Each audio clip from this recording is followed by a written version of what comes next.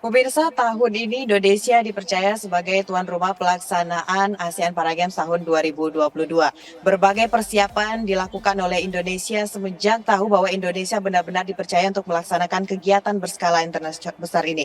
Dan tentunya pemirsa, dalam menyiapkan berbagai hal ini banyak pihak yang berkontribusi. Dan Kementerian Komunikasi dan Informatika Republik Indonesia juga menyediakan prasarana agar masyarakat mengetahui bagaimana jalannya pelaksanaan ASEAN Para Games 2022. Dan saat ini saya berada di media center yang telah disiapkan untuk awak media meliput setiap acara yang dilakukan mulai dari tanggal 30, tanggal 29 Juli maksud kami sampai dengan tanggal 6 Agustus 2022. Dan pemirsa, untuk mengetahui lebih jauh lagi bagaimana kesiapan dari media center dalam mendukung dan menyukseskan pelaksanaan ASEAN Para Games 2022.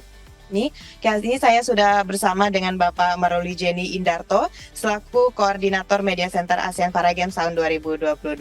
Halo Pak Maroli, selamat malam. Pak Maroli, ini kita berbicara mengenai Indonesia kembali dipercaya untuk melaksanakan event berskala internasional ini. Dan kira-kira untuk Media Center sendiri, ini sebenarnya seberapa pentingkah kehadiran Media Center dalam pelaksanaan ASEAN Para Games 2022 ini, Pak? Oke, jadi sesuai dengan Peraturan Presiden 95 tahun 2022, Kementerian Kominfo itu kan mendapat tugas dan fungsi ya untuk melakukan dua hal sih, diseminasi informasi. Pertama, penyebaran informasi tentang ASEAN Para Games ke-11 tahun 2022 dan penyediaan media center dalam skala internasional ya. Kami tentu Kementerian Kominfo memandang bahwa bahwa media center ini penting karena kita ini kan tidak hanya menyebarkan informasi ya, tapi ini bahwa informasinya itu adalah kita juga semacam keberpihakan gitu ya, bahwa event ini adalah event yang bisa diakses oleh semua pihak gitu ya, masyarakat umum juga termasuk untuk kalangan difabel. Jadi makna dari penyediaan media center ini tadi selain mendiseminasikan informasi tentang ASEAN Para Games ini sendiri, juga afirmasi atas peran Kominfo dalam kebijakan komunikasi untuk kaum difabel. Secara umum sih itu untuk media center.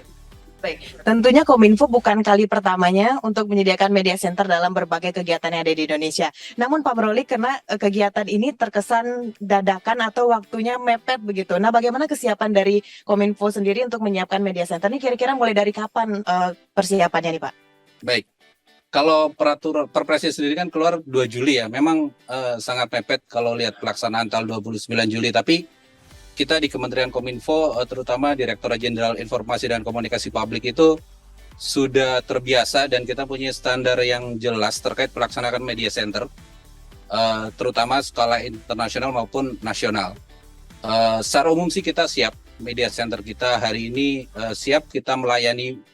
Ada 3 hal utama di sini. Pertama adalah media center Kominfo di APG ini adalah kita akan mengeluarkan siaran pers official atas nama ASEAN Para Games, nanti kerjasama dengan Kemenpora, Inaspok, dan tentunya juga pemerintah Kota Solo. Kita juga menyediakan konferensi pers harian, tentu dengan tema-tema yang menarik gitu ya. Sama kita juga menyediakan kesempatan bagi siapapun mereka